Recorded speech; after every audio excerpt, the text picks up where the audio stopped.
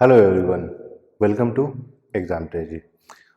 आज के इस वीडियो में we are going to discuss about international relation, area studies और इसके साथ साथ PISM,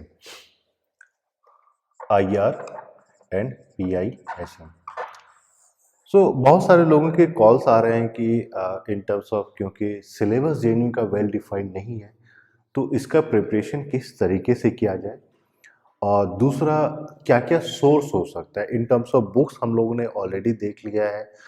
अगर मान लीजिए हम लोगों को क्वेश्चन प्रैक्टिस करना है तो किस तरीके से किया जाए, कहाँ से किया जाए, क्योंकि JNU का अभी तक का जो ऑब्जेक्टिव एग्जाम हुआ है वो बस 19 और 20 दोनों में ही हुआ है, और उससे पहले 2018 तक जो है एग्जाम हुआ करता था वो सब्जेक्टिव हुआ करता था।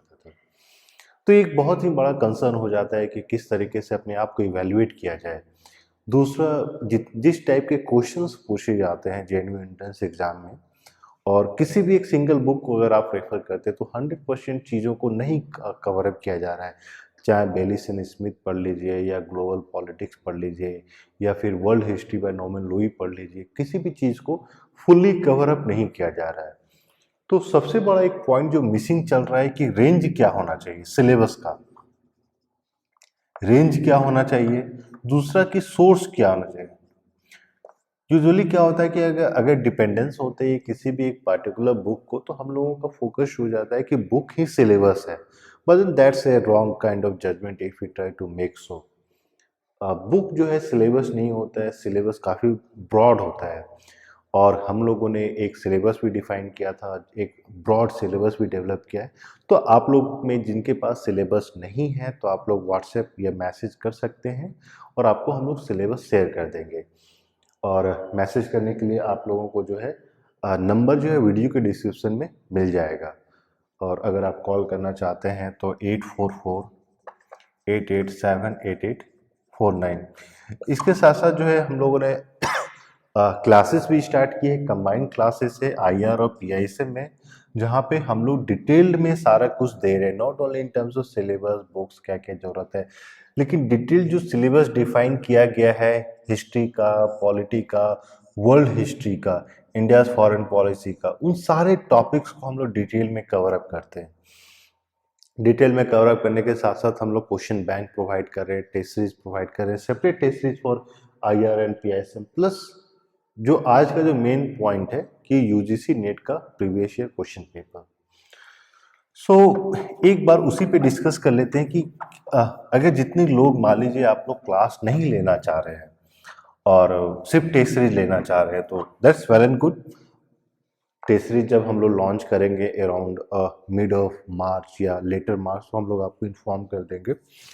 लेकिन एक इम्पॉर्टेंट सोर्स है जहां से आप लोग प्रैक्टिस कर सकते हैं, वो UGC net, university grant commission का नेट का जो एग्ज़ाम होता है, उससे आप लोग जो IR का जो UGC नेट का क्वेश्चन है उसको आप लोग देख सकते हैं। अब IR का जो क्वेश्चन होता है, इसका 3-4 बेनिफिट है देखने का। पहला, टाइप। अगर आप नंबर ऑफ क्वेश्चंस को देखिएगा तो मान लीजिए अगर आपके पास 5 इयर्स या 6 इयर्स का भी क्वेश्चन है, और एक साल में, क्योंकि UGC का क्वेश्चन एग्जाम जो है 2 बार होता है, तो रफली मान के चलिए 200, और 6 इयर्स का देख लेते हैं तो 1200 क्वेश्चंस हो जाते हैं आपको प्रैक्टिस करने के लिए। And I think 1200 is fairly good amount to जज आप अच्छे से प्रिपरेशन कर पा रहे हैं या नहीं कर पा रहे हैं। दूसरा जो आपको सबसे बड़ा बेनिफिट मिलता है कि IR as a whole, UGC के नीट के क्वेश्चन में बहुत सारे न्यू टॉपिक्स को कवर किया जाता है। न्यू टॉपिक्स, और ये सारे कुछ कुछ ऐसे टॉपिक्स हैं जो कि आपको इजीली सारे बुक्स में नहीं मिलेगा। तो आप लोग जो है UGC नेट के क्वेश्चन से भी लिस्ट बना सकते हैं, लिस्ट बना सकते हैं। दूसरा, जो थर्ड मोस्ट इंपॉर्टेंट पॉइंट है कि UGC net IR question is a fair representation of JNU IR exam, and not only IR exam, also PISM exam. लेकिन हाँ, कुछ कुछ जगह पे UGC नेट का लिमिटेशन है इन टर्म्स ऑफ जिस मैग्नीट्यूड में इंडियन पॉलिटी या इंडियन हिस्ट्री से क्वेश्चन पूछा जाता है, इन जेन्यू एंट्रेंस एग्जामिनेशन उस मैग्नीट्यूड या उस उतने नंबर ऑफ क्वेश्चंस नहीं पूछे जाते आईआर में। For example Indian polity, both JNU के एंट्रेंस एग्जाम में IR, PISM and political science में इंडियन पॉलिटी का एक सिग्निफिकेंट आप ये बोल सकते हैं कि नंबर ऑफ क्वेश्चंस होते हैं, लेकिन आईआर के एग्जाम में आपको वो चीज़ नहीं मिलेगा।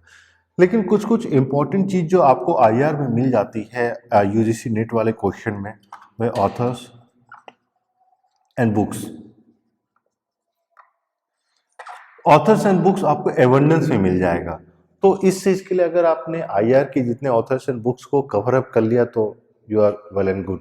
आप जेन्यू एंट्रेंस का जो एग्जाम में पूछा जाता है आप उसको 100% कवर अप कर लीजिएगा। दूसरा जो यहाँ पे आपको मिल जाता है आईआर थ्योरीज। थ्योरीज के साथ साथ टर्म्स, कॉन्सेप्ट्स, कौन कौन थ्योरिस्ट हैं, तो ये सारा मिल जाता है। इसके साथ साथ मिल जाता है, अगर तीसरी में बात करूं, जो बहुत बार आप देखिएगा जेन्यू एंट्रेंस एग्जाम में पूछा जाता है स्टेटमेंट के फॉर्म में कि someone said a statement and the question that is being asked is who is associated. और अगर कुछ आइडिया होता है इंटेंशनल थ्योरी में तो क्वेश्चन आ जाता है कि who is a proponent of such and such theory. तो वो चीज भी आपको एबंडेंस में मिल जाती है। यहाँ पे आपको सिग्निफिकेंट अमाउंट में मिल जाता है प्रैक्टिस करने का। जो फोर्थ जो सिग्निफिकेंट होता है वो है world history. World history, world history भी आपको सिग्निफिकेंटली मिल जाता है इन टर्म्स ऑफ, मान लीजिए बहुत सारे कंट्रीज है जहाँ पे कुछ नाम चेंज हुआ है उसका मिल जाता है, उनके कैपिटल्स के बारे में मिल जाता है। तो ज्योग्राफी भी फेयरली अमाउंट में यहाँ पे आपको मिल जाएगा। फिफ्थ जो यहाँ पे आपको मिल जाता है इन टर्म्स ऑफ, मान लीजिए इंटरनेशनल ऑर्गेनाइजेशंस के बारे में, तो इंटरनेशनल ऑर्गेनाइजेशंस पे भी बहुत सारे क्वेश्चंस आपको मिल जाएंगे। और क्वेश्चन का जो पैटर्न होता है ना वो आईआर जेन्यू एंट्रेंस एग्जाम के पैटर्न के सिमिलर होता है, क्रोनोलॉजिकल ऑर्डर में, मैच द फॉलोइंग। तो इसलिए मैंने आपको बोला कि IR UGC NET IR exam is a fair representation, not total representation. Not total क्यों? क्योंकि some of the topics which are being asked in JNU is not being covered in IR.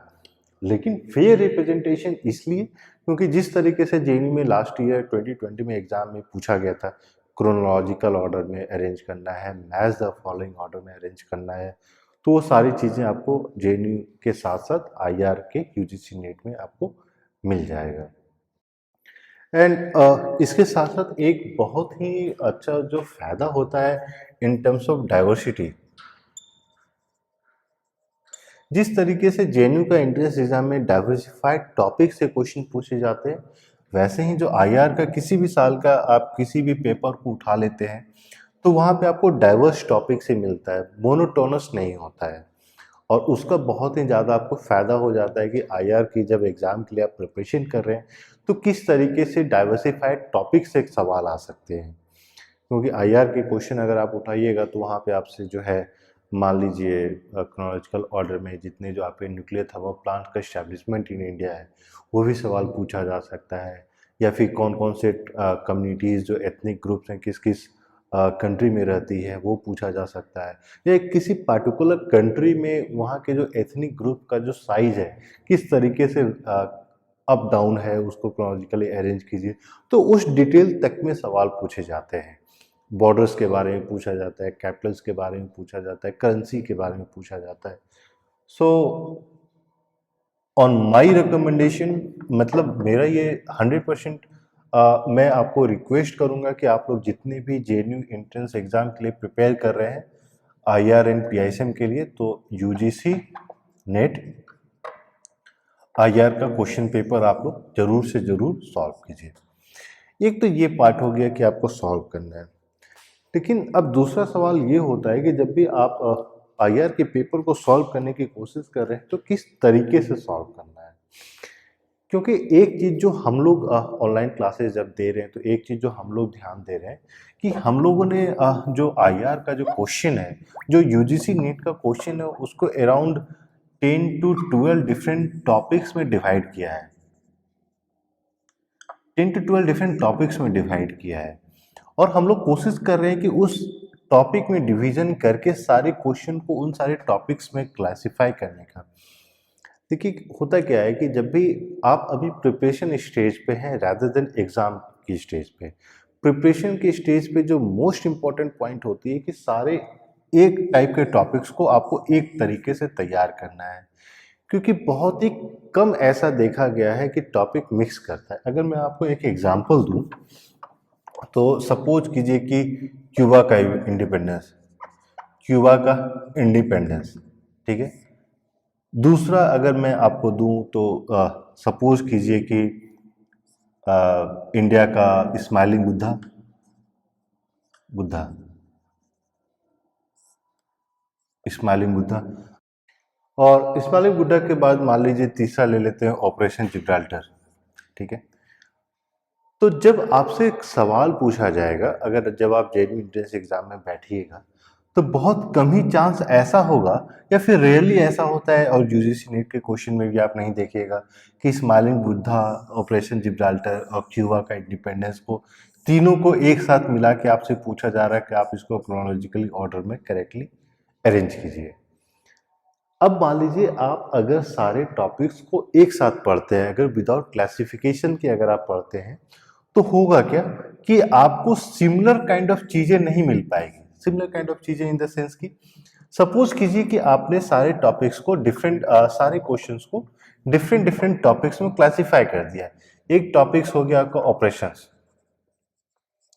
एक topic हो गया आपका operations, एक topic हो गया आपका इंडिपेंडेंस, अलग अलग कंट्री का इंडिपेंडेंस हो गया, एक हो गया कि आपका न्यूक्लियर टेस्ट, न्यूक्लियर टेस्ट। तो जब आप सारे क्वेश्चंस को न्यूक्लियर टेस्ट के अंदर, जितने जो न्यूक्लियर टेस्ट से रिलेटेड क्वेश्चंस है, अगर आप न्यूक्लियर टेस्ट के अंदर क्लासिफाई कर देते हैं, तो उससे आपको फायदा क्या होगा कि आपके पास एक पूरा लिस्ट बन जाता है कि टोटल कितने कंट्रीज का कब कब न्यूक्लियर टेस्ट हुआ। और जब इसमें आगे पीछे करके सवाल पूछा जाएगा तो आपके लिए बहुत आसान हो जाता है जवाब देना। फॉर एग्जाम्पल क्यूबा के साथ साथ घाना का हो गया, मैक्सिको का हो गया, इंडिया का हो गया, मान लीजिए श्रीलंका का हो गया, बर्मा का हो गया। अब अगर सारे को जितने जो इंडिपेंडेंस वाले क्वेश्चन है, तो हो सकता है कि एक साथ मिला के आपको 20 to 25 कंट्रीज के बारे में पता चल जाएगा। तो आपके लिए ये रिटेन करना आसान हो जाता है। क्यों? क्योंकि जरूरी नहीं है कि जिस तरीके से क्वेश्चन पूछा गया है यूजीसी आईआर के क्वेश्चन में सेम क्वेश्चन रिपीट हो सकता है कि यहाँ पे मान लीजिए 4 ऑप्शन ये है और ऑपरेशंस पे, और ऑपरेशंस का दूसरे क्वेश्चन में कोई और 4 है, हो सकता है यहाँ का ये दोनों उठा लिया गया, ये दोनों उठा लिया गया।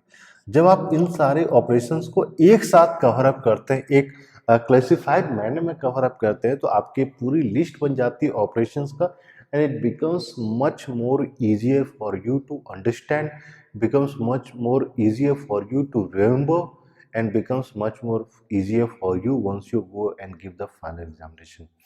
इसलिए मैंने आपको बताया कि अभी जब आप प्रिपरेशन स्टेज पे हैं, तो it's not only the importance of resources but also the strategy become important. और क्योंकि हम लोगों ने सोचा कि बहुत सारे लोगों को नहीं पता है कि किस तरीके से कौन से सोर्स को रेफर किया जाए सो दैट कि आप लोग प्रैक्टिस कर पाइए, तो आई थॉट कि मैं आपको बता दूं कि यूजीसी नीट आईआर का क्वेश्चन यू मस्ट प्रिपेयर। और इसके साथ साथ मैंने ये भी बताया कि what we are doing we should inform you, क्योंकि बहुत सारे ऐसे लोग हैं जो ये सोच रहे हैं कि हाँ without classes they can crack JNU entrance examination, well and good, लेकिन स्ट्रैटेजी सही होनी चाहिए। एंड जरूरी नहीं है कि आपको यही स्ट्रैटेजी फॉलो करना है। आपको लगता है कि नहीं मैं पिछले 10 साल का हर एक क्वेश्चन को याद कर लूँगा और वो फायदा होगा, तो well and good, you have the free liberty and choice to do whatever you want to do. और दूसरा फिर हम लोग ने ये भी प्लान किया है कि जितने जो आईआर के इम्पोर्टेंट क्वेश्चंस हैं उसको हम लोग रेगुलरली यूट्यूब पे वीडियोस डाल के एक बार आप लोगों के साथ डिस्कशन भी करेंगे, सो दैट कि आपको फ़ायदा हो जाता है इन टर्म्स ऑफ अंडरस्टैंडिंग कि किस तरीके से पढ़ना है, कौन कौन से टॉपिक्स इंपॉर्टेंट हैं। क्योंकि जब हम लोग क्लासेस के लिए जो आईआर के जो क्वेश्चंस पिक कर रहे हैं, वो उस टाइप के क्वेश्चंस को ज़्यादा फोकस कर रहे हैं जो कि जेएनयू के एग्ज़ाम को रिफ्लेक्ट कर रहा है।